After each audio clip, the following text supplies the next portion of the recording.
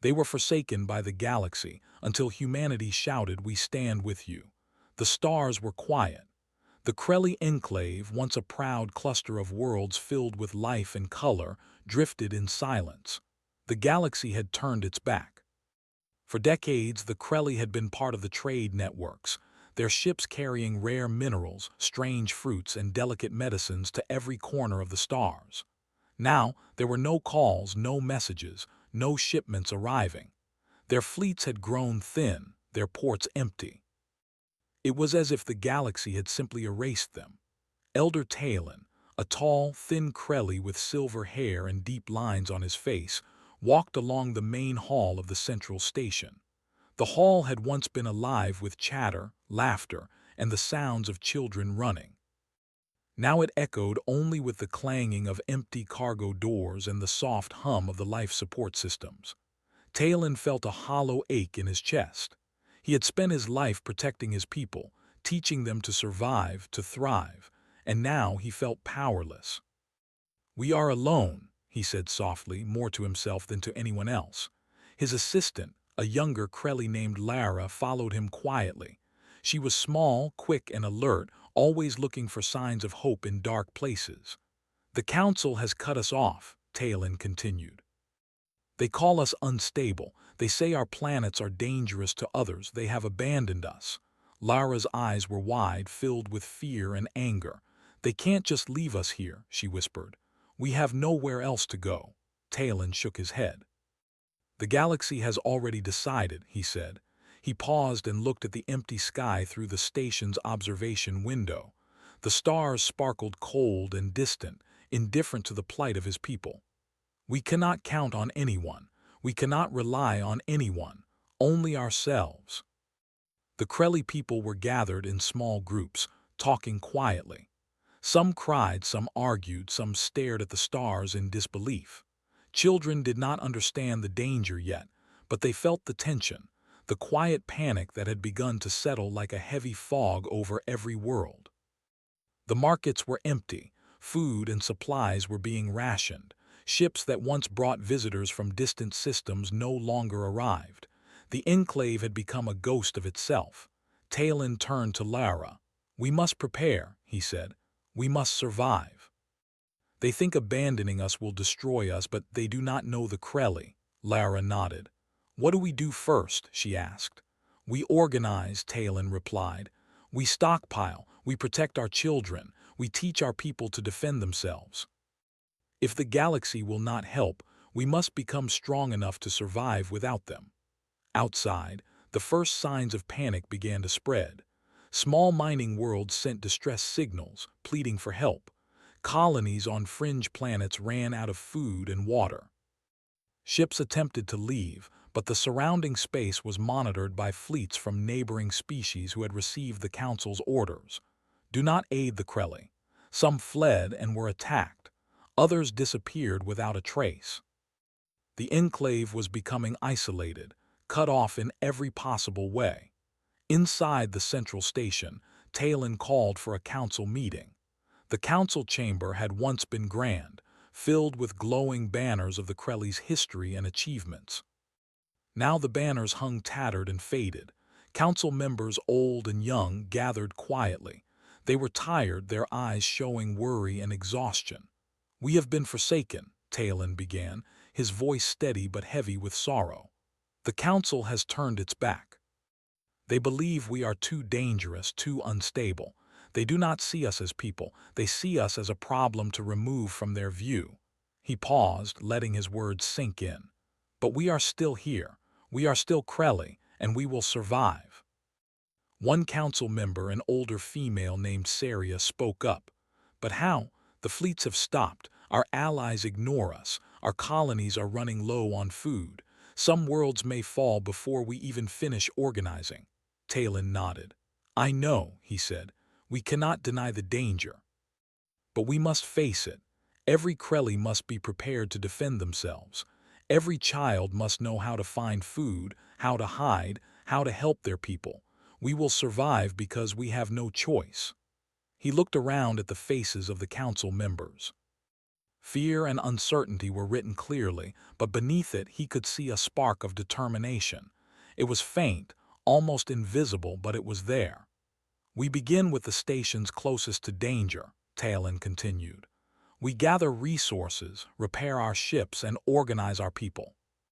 We make every world capable of standing on its own. When the Council sees us again, they will not see weakness. They will see strength." Lara placed a hand on his shoulder. "Do you really think we can survive this?" she asked softly. Talon smiled faintly, though it did not reach his eyes. "We must," he said. "We are Krelli. It is what we do." The days that followed were harsh. Every Krelli was called to serve in some way. Children learned to carry supplies and navigate the rough terrain of their planets. Adults worked tirelessly to repair ships, build shelters, and grow food. It was exhausting, frustrating, and frightening. The Krelli had never faced anything like this before, but slowly they began to adapt. Even as they worked, news came of fleets from other species patrolling the edges of Krelli space. Some tried to attack the Krelli colonies. Others enforced blockades, preventing trade or movement. Every encounter was tense, every skirmish dangerous. But the Krelli learned quickly. They discovered that when they fought together, they could outmaneuver fleets much larger than their own. They learned to hide their movements, to use clever tactics, and to rely on the courage of every citizen, not just their soldiers. Talon watched all of this from the central station. He felt pride, but it was mixed with sorrow. So many lives had already been lost. So many had suffered. The galaxy had judged them unfairly, and now the Krelli were paying the price. But even in the darkest moments, he saw hope. Small lights of courage and unity burned brighter than any despair. One evening, Talon walked alone to the observation deck. The stars stretched endlessly in every direction. He remembered a time when the Krelli had been welcomed among the stars, when they traded freely and traveled openly. Now, those days seemed like a distant memory. He knew the Council and the galaxy had made their choice. They had abandoned the Krelli. Yet as he watched the stars, he whispered to himself, "We are not done. We will not vanish quietly. The galaxy will see the Krelli survive, and they will learn that abandoning a people does not make them weak. It makes them stronger." He turned to leave, and Lara caught up with him. "Elder Talon," she said, "the children are asking why we are alone. What do we tell them?" Talon knelt to meet her eyes. "We tell them the truth," he said gently. "We tell them that some will leave us, some will turn their backs. But we tell them we are Krelli, and Krelli never give up. We tell them that we will survive together." Lara nodded, understanding the weight of his words. The burden of leadership was heavy, but Talon carried it with dignity. He knew that survival would not come easily. The coming days, weeks, and months would test every Krelli to their limits. But he also knew something else. If the Krelli could survive when the galaxy abandoned them, they could survive anything. The station lights dimmed as night fell on the Krelli world. Children slept, unaware of the dangers beyond their doors. Workers rested, preparing for the next day. The Council met in secret, planning defenses, rationing supplies, and strategizing for survival. The people of the Enclave were scared, but they were not defeated. In the distance, a small mining ship returned to the station, battered and barely functioning. Its captain, a young Krelli named Jalen, reported that a patrol fleet had fired on his ship, believing he was smuggling supplies. He had escaped by hiding in a nebula cloud. The news spread quickly through the station. Fear grew, but so did determination. Talon addressed the people that night in a broadcast. "We are not safe," he said. "The galaxy may wish us gone, our enemies may think us weak, but we are alive, we breathe, we fight, we survive. Every Krelli must be ready, every Krelli must be brave. We have been abandoned, yes, but we will not be broken. We will endure." The message echoed across the Enclave, reaching every settlement and colony. Even those worlds that had begun to despair felt a flicker of hope. The words of one Krelli, tall and silver-haired, reminded them that they were not alone in spirit. As the night deepened and stars glittered cold above, Talon looked once more through the observation window. The galaxy had forsaken his people, but he would not allow despair to take root. The Krelli would survive. They would endure. And perhaps, somewhere in the vast silence of space, someone would hear their struggle and understand that the Krelli were not weak. They were not forgotten. They were alive, and they would fight until the end. Far away from the Krelli worlds, in the bustling human sector, Captain John Carter stared at the flickering lights on the control panel. The station was busy, filled with chatter, commerce, and constant movement. Yet among all the routine reports, one message had caught his attention and refused to leave his mind. "There's something wrong with the outer trade lanes," his communications officer Claire said, tapping the screen. "Several colonies report that they cannot contact the Krelli worlds. Shipments are delayed or missing. Patrols report empty stations. It's unusual." John frowned, leaning closer to the console. He had been a captain for over a decade and had seen many anomalies, but this felt different. "Show me the data," he said, his voice steady.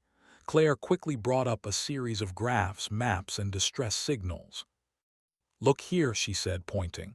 "These are the usual trade lanes to the Krelli sectors. Normally there is constant movement, ships leaving and arriving every day. Now there's nothing. It's as if the worlds have disappeared." John rubbed his chin. "Have we checked with the Council?" he asked. The Galactic Council managed most of the sectors, regulating trade and security. If they had a reason, perhaps this was explained. "I tried," Claire replied. "The Council says it's a local problem. The Krelli are marked as unstable. They have ordered other species not to intervene. They call it a containment measure." John's brow furrowed.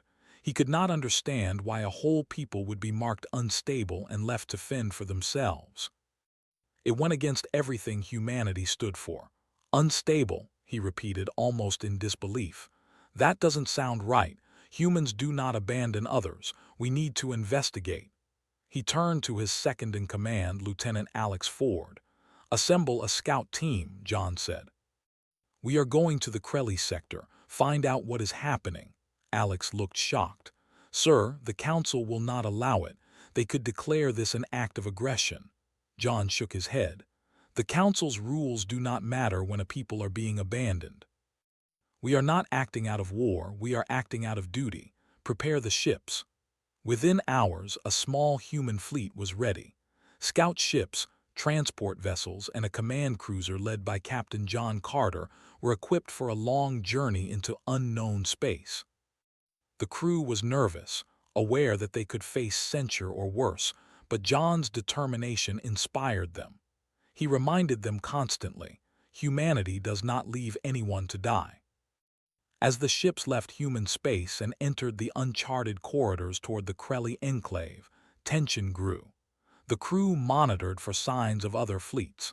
Sensors detected strange patrols near the borders of Krelli territory. These were Council ships, enforcing the isolation. John knew there could be confrontation. "We are entering restricted space," warned Claire. "Council patrols may respond."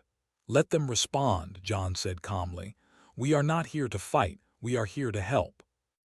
Our mission is simple: find the Krelli, assess their situation, and assist however we can." As the fleet moved deeper, they began to notice something alarming. Abandoned stations, damaged ships floating in the void, cargo pods empty and drifting. The evidence of suffering was unmistakable. Many crew members felt anger rise inside them. They were trained to follow orders, but this was beyond orders. This was injustice. "I've never seen anything like this," said pilot Amy Ford, scanning the sensors. "These colonies, they've been starving or worse. Someone left them completely alone." John nodded. "They've been forsaken by the Council and the galaxy. It's our job to show them they are not alone." The fleet approached the first Krelli station. It floated quietly in space, its docking bays dark. Normally, ships would be coming and going constantly, but now it was still. John ordered the crew to hail the station. Silence answered. "Switch to long-range scanners," he said. "We need to see who is inside." The scanners revealed people inside, moving carefully, rationing supplies, repairing what they could. John's heart sank. These were not warriors or soldiers.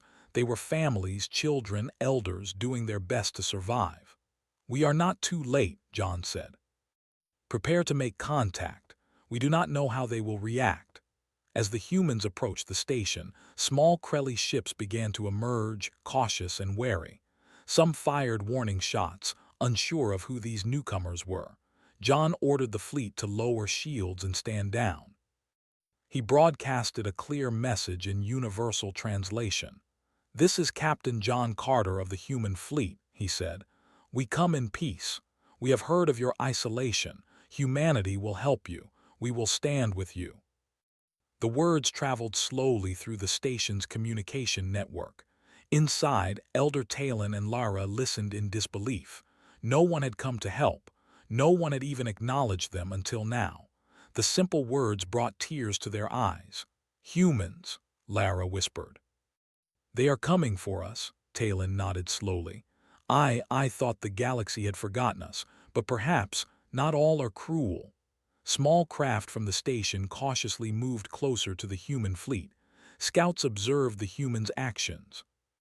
John's crew maintained strict discipline, showing no aggression. Every gesture was meant to communicate safety. Slowly, trust began to build. "They are watching us closely," Amy Ford said. "One wrong move and they may retreat." "Do not move too fast," John replied.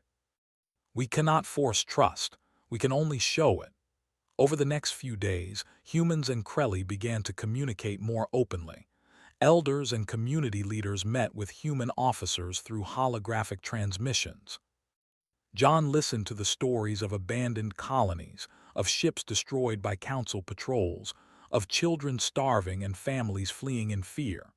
The humans realized the full scale of the injustice. "The council has abandoned them," Claire said softly. "Entire worlds left to fend for themselves. The horror, it's unimaginable." John's eyes hardened. "It is our duty to do something," he said. "We cannot leave them here. Humanity will act even if the council does not." Talon watched the humans with cautious hope. He had lived a long time, seen betrayal and cruelty, and learned to trust very little. Yet these humans spoke with sincerity. Their ships were not bristling with weapons for attack. They carried supplies, medical aid, and engineers ready to help rebuild. "Why?" Lara asked one evening. "Why are they helping us? We have never done anything for them." Talon shook his head. "Sometimes," he said, "help comes not because of obligation but because someone chooses to do what is right. Perhaps that is humanity." Over the following weeks, the humans delivered supplies, repaired stations, and taught Krelly engineers to maintain their ships more efficiently. They shared knowledge of food production, water purification, and medical care. The Krelly were amazed at the generosity and skill of these strangers. At the same time, reports came in from council patrols.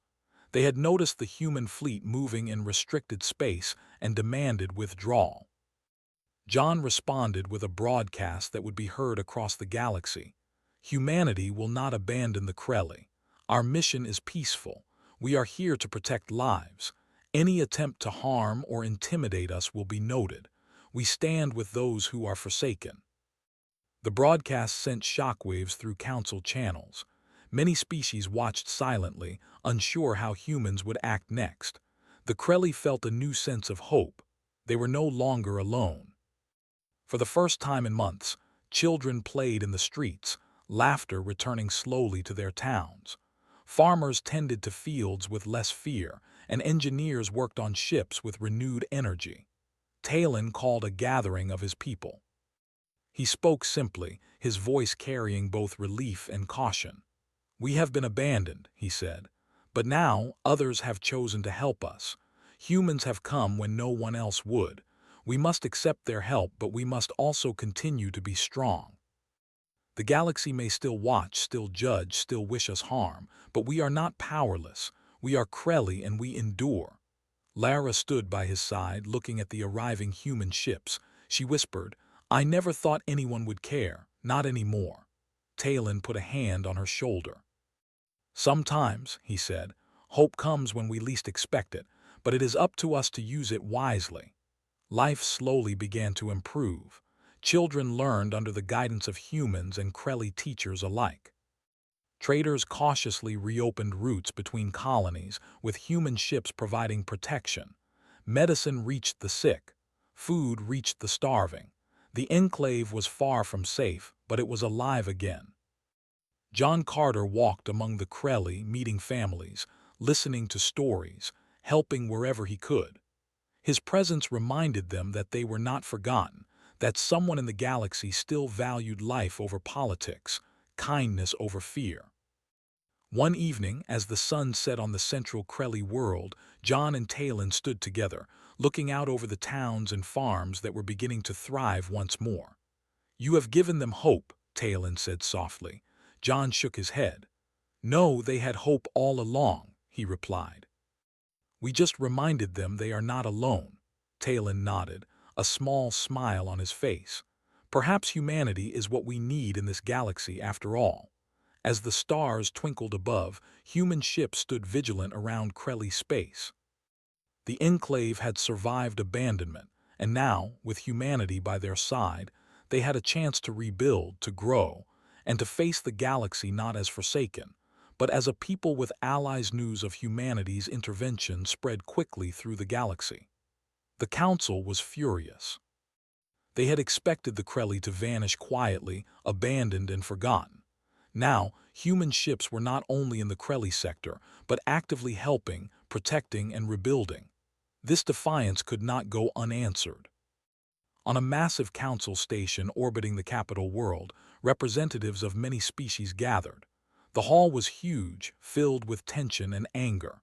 Councillor Rin, a sharp-featured alien, slammed his clawed hand on the table. "This is unacceptable. Humans have no right to interfere in our matters. The Krelly are marked unstable. We decided this. The humans cannot defy the Council." Another representative, a tall alien with green scales named Vassar, hissed, "If they continue, it will encourage others to break Council laws. Chaos will follow. We must act quickly." The Council debated heatedly, sending messages to fleets to prepare for action. Some argued for diplomacy, others for blockades, but many wanted direct confrontation. In the meantime, the humans continued their work, unaware of the exact decisions being made in council halls. Captain John Carter received a council message through the Universal Channel. The message was clear and cold: "Leave Krelly space immediately. Failure to comply will be considered an act of aggression." John read the words silently, then looked at his officers. "They want us to leave," he said simply. "Sir, we could face attack," warned Lieutenant Alex Ford. "Council fleets outnumber us 10-1. John shook his head. "We are not here to fight. We are here to protect. If they attack us, but we will not abandon the Krelly. The choice is theirs. Humanity does not leave anyone behind." He broadcast a message of his own across the council channels, clear and unwavering. "Humanity stands with those who are forsaken. We come in peace. We are not here to wage war. We are here to save lives. Anyone who chooses to interfere will face the consequences of attacking us, but understand this: we will not leave the Krelly." The council's anger grew, and fleets moved toward the Krelly sector. Human ships detected their approach. John called his officers together. "We may face confrontation," he said. "Our job is to protect. Stay calm, stay disciplined. We fight only if necessary, but we show them we mean business without starting a war." The Krelly watched the approaching fleets with a mix of fear and awe. Talon and Lara stood at the observation deck of the central station, observing the glimmering ships moving into their space. The Krelly had faced danger before, but never on this scale. Never had they been so helpless. "They are coming for us," whispered Lara. Talon nodded. "They may be angry," he said, "but humans will not abandon us. We are their concern now." As the council fleets arrived, human ships formed defensive lines around the Krelly worlds. John's fleet was smaller but well-positioned, using advanced human technology and clever tactics. Sensors tracked every council ship movement. Humans trained the Krelly to man defensive stations, to hide and protect their worlds, and to communicate efficiently. "We must show strength without attacking," John said. "Every move we make must say, 'We will defend, but we do not seek war.'" Days passed in tense standoff. Council patrols scanned the human positions, sending warnings, demanding retreat, and testing defenses. Each time, John responded with calm, firm broadcasts. "We are not leaving. We will not harm you if you leave the Krelly alone. Any attack on us is your choice." Inside the Krelly stations, children played quietly, families worked to repair structures, and the people began to regain a sense of normal life. Seeing humans stand firmly at their borders, Krelly engineers repaired ships faster, farmers cultivated new crops, and young adults trained to help defend their homes. John met with Talon and Lara personally. "You must understand," he said, "we cannot force the council to stop. They may try, but we are here and we will not abandon you. Your survival is our priority." Talon's eyes were filled with gratitude. "We have never known this kind of help before," he said softly. "Your people, your courage, it gives us hope." "Hope is only useful if it is backed by action," John replied. "And we act, every day." Some council ships attempted to test human resolve. They moved close, firing warning beams across empty space, creating tension but avoiding direct combat. John ordered his fleet to maintain defensive positions, ready but not responding aggressively. Every move communicated strength and restraint. One evening, Talon addressed the Krelly people. "The humans are here for us," he said. "They do not abandon those in need. The council may wish us gone, but we have allies now. We must continue to work together. We must continue to prepare. Our survival depends not only on courage but on unity." Lara stood beside him, watching the stars. "They are risking their lives for us," she said quietly. Talon nodded. "Sometimes others see what is right when the galaxy has forgotten. We are lucky they did." As weeks passed, small acts of bravery began to shine. Human pilots flew close to council ships, communicating clearly that they were protecting civilians, not attacking. Engineers repaired damaged Krelly stations under fire, and medics treated the sick and injured while under threat. The Krelly learned quickly, inspired by the humans' discipline and courage. John held regular strategy meetings with his officers. "Our position is clear," he said. "We protect life. We do not seek war, but if attacked, we defend. Our mission is not just about Krelly survival, it is about showing the galaxy that humanity does not leave anyone behind. Strength with honor, courage with compassion." Meanwhile, council communications grew frantic. Some factions argued for withdrawal, fearing that a war with humanity could destabilize the entire galaxy. Others pressed for escalation, insisting that humans must be stopped immediately. The debate caused hesitation, giving humans more time to fortify positions and protect Krelly colonies. Inside the Krelly enclave, small victories were celebrated. New supply lines were opened, schools restarted, and hospitals began functioning properly. Children no longer went to bed hungry. Families felt a sense of safety they had not known in months. Human presence was a shield, not a threat, and it changed the mood of the enclave completely. John often walked among the Krelly, talking to elders, engineers, and children alike. He taught simple lessons about unity, planning, and hope. He saw the resilience in their eyes, the will to survive that had never faded. Humans and Krelly worked side by side, not as rulers and subjects, but as partners in survival. One night, Talon and John stood together on the observation deck, looking at the distant council fleet. "Do you think they will attack?" Talon asked. John shook his head. "I hope not. I believe they will see our resolve. Humanity does not seek unnecessary conflict. We only act when life is at stake. The Council can choose war, but we choose protection. Talon nodded slowly. If they attack, we will fight too. We will fight together, John said firmly. Not for conquest, not for power, but for survival and for justice. The Krelly will not be abandoned. The galaxy will learn that abandoning people comes with a cost. As the night deepened, human ships patrolled the borders, scanners active, communication channels open, ready to intervene at the first sign of aggression. Council ships lingered, testing, threatening, but did not attack directly. The standoff became a symbol. Humanity stood firm, the Krelly were protected, and the galaxy watched, silent and uncertain. Inside the enclave, life continued. Engineers repaired, farmers cultivated, children learned, and the people began to dream again. For the first time in months, they felt hope, not fear. The humans had reminded them that someone still cared, that someone still believed in life and justice. Talon gathered his council. "Remember this," he said. "We are alive not because the galaxy favors us, but because someone chose to help. Humanity has shown us that courage and honor are more powerful than fear and abandonment. We will survive. We will grow. And one day the galaxy will see that abandoning a people only strengthens them." Lara smiled faintly. "I never imagined we could feel safe again," she said. Talon nodded. "Safety is earned, not given," he said. "But we have allies who fight with us, who protect us. That is more than we could have hoped for." The stars above the Krelly worlds twinkled silently, indifferent as always. Yet within that darkness, a new light had appeared, the light of hope, courage, and partnership. Humans had entered a forsaken sector, risked their lives, and reminded a people that they were not alone. And for the Krelly, that made all the difference.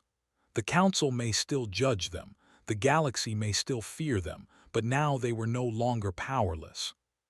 Humanity had drawn a line, a boundary of protection and courage. The Krelly were alive, the humans were determined, and the galaxy was watching. John Carter looked out at the stars one last time that night, thinking of the weeks ahead. He knew the Council would continue to challenge them, would continue to threaten, but he also knew the human fleet's mission was clear. "We do not leave anyone behind," he whispered. "Not ever." And the Krelly would never forget it. The standoff could not last forever.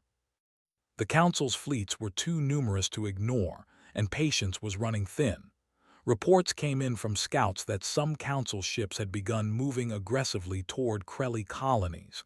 John Carter called his officers together, his face serious but calm. "This is it," he said. "They are testing our resolve. We protect, we do not attack.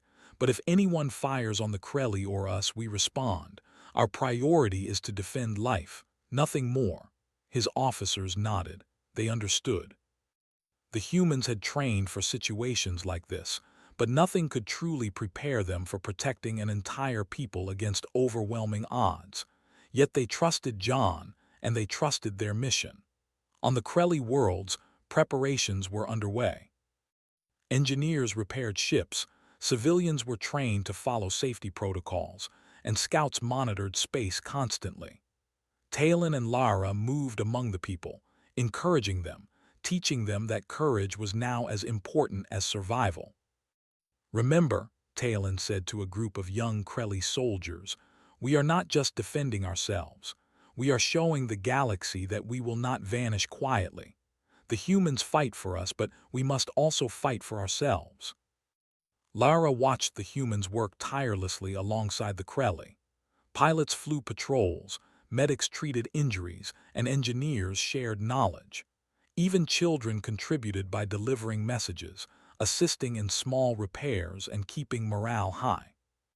The Krelly had never felt such support, and it strengthened their resolve. One morning, the calm broke. A Council patrol ship fired a warning shot near a Krelly farming world. The blast missed, but panic swept through the colony. Alarms rang across stations. Humans quickly moved to intercept, positioning their ships between the Council fleet and the Krelly world.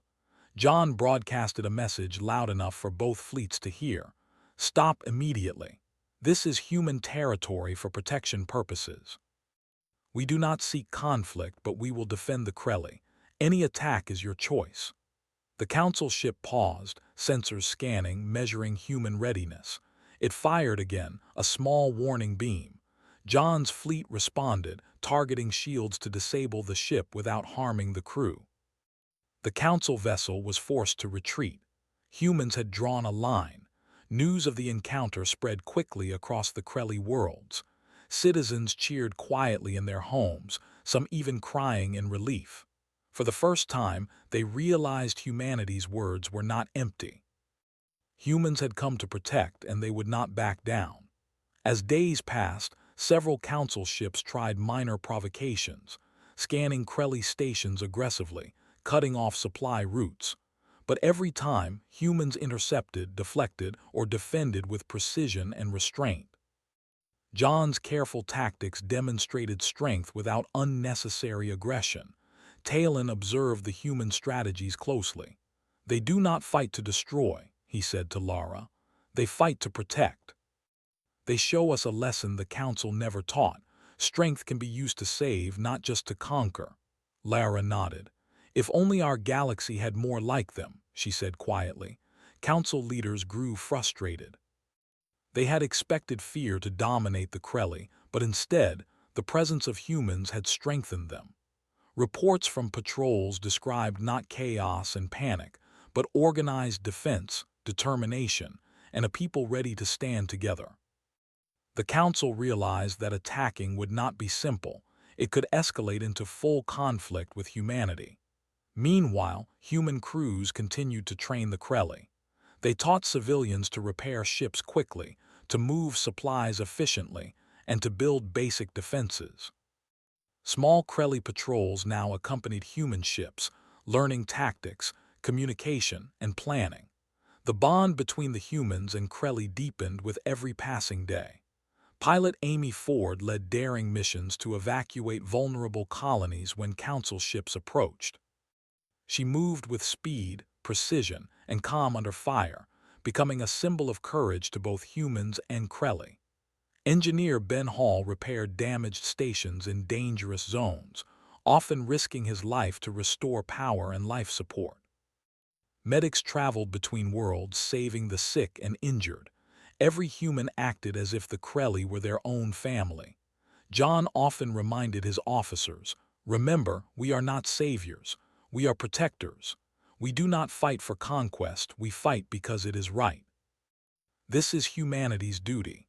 On one of the Krelly worlds, a group of children watched human and Krelly engineers repairing a damaged water plant. One small boy turned to his sister. "They came for us," he said softly. "They did not have to, but they did." His sister nodded, eyes wide. "I hope they stay forever," she whispered. Talon overheard them and smiled faintly. "They will stay as long as we need them," he said quietly to Lara, "and maybe even longer because now the galaxy cannot forget us." As Council fleets grew bolder, human captains devised clever tactics. They positioned ships to cover the most vulnerable colonies, used advanced sensor arrays to detect Council movements, and created rapid response teams capable of reaching any world within hours. Council leaders had to think twice before attempting direct attacks. The humans had made clear, the Krelly were under their protection, and attacking them risked open war. One evening, John called a meeting with Talon, Lara, and human officers. "The Council may escalate," he said. "We must prepare for a larger attack, but we do not provoke them. We only act when necessary. We are the shield. The Krelly are the people we protect. Remember that." Talon nodded, determination in his eyes. "We will fight alongside you," he said. "If the Council comes, they will meet both Krelly and human resistance. We will not be weak." Lara added, "Our people have learned courage again. They are ready to defend themselves as well. Humans showed us how to stand, and now we stand on our own too." Small clashes began. Council ships attempted blockades, striking at supply lines, but humans intercepted each time. Every time a Council ship retreated, it spread a message through the galaxy. Humanity stands with the Krelly. The message was heard by other species. some of whom began to question their own council's policies. Humanity's actions created ripples far beyond the Krelly enclave. Talon watched the results carefully. "The council does not understand," he said. "They think fear is enough, but they are learning that courage, unity, and protection matter more than intimidation." Lara smiled. "Humans showed us strength is not about fear. It is about care and action." As the Krelly rebuilt, humans provided knowledge that transformed their lives. Engineers shared techniques to make ships faster and more efficient. Medics taught better treatments for disease. Farmers learned ways to grow more food with limited water. Even children helped, running errands, delivering messages, and assisting in small repairs. The entire enclave became a living example of cooperation and resilience. John and his officers maintained communication with the humans' home worlds. They sent updates, reports, and calls for support. While the council debated, humanity's presence strengthened not only the Krelly but also the principle that no people should be abandoned. One day, a council fleet attempted a larger maneuver, surrounding a critical Krelly colony.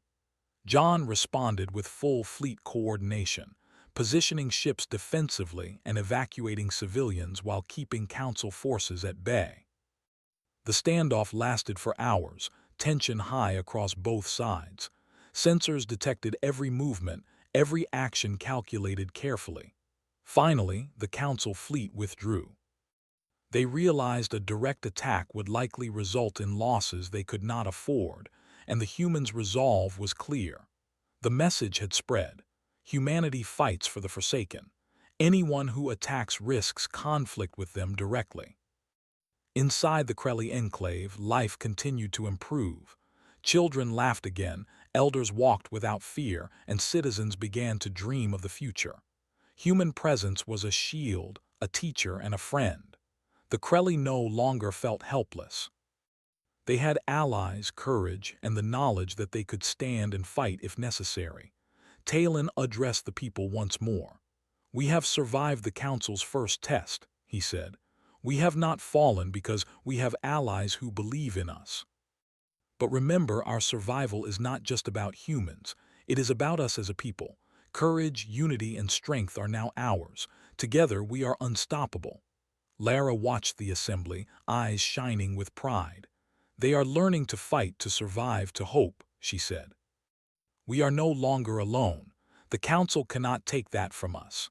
John walked among the Krelly, meeting citizens, listening to their stories and encouraging them. He reminded them that strength and courage were not just for soldiers, but for everyone. Farmers, children, engineers, and elders, each person contributed to their survival.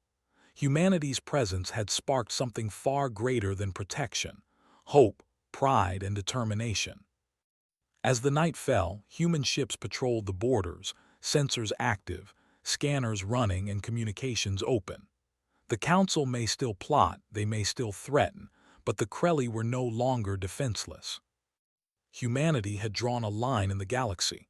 The Krelly would not be abandoned. And for the first time in months, the Krelly looked at the stars with courage, not fear, knowing that humanity would stand with them against anyone who tried to harm them. The standoff had lasted for weeks.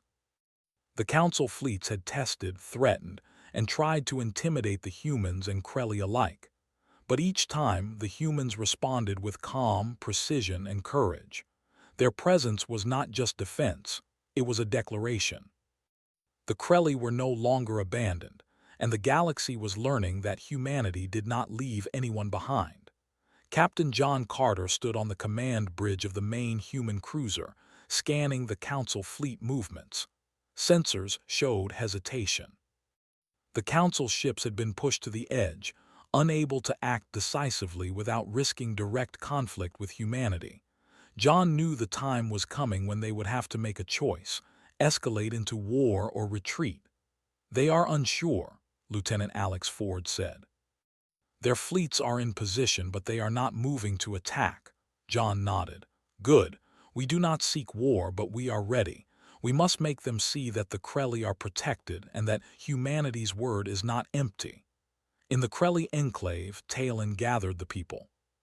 "Look at what has been done," he said. "Our worlds are alive again. We have food, medicine, protection, and knowledge. All of this has come because someone chose to help us when the galaxy abandoned us.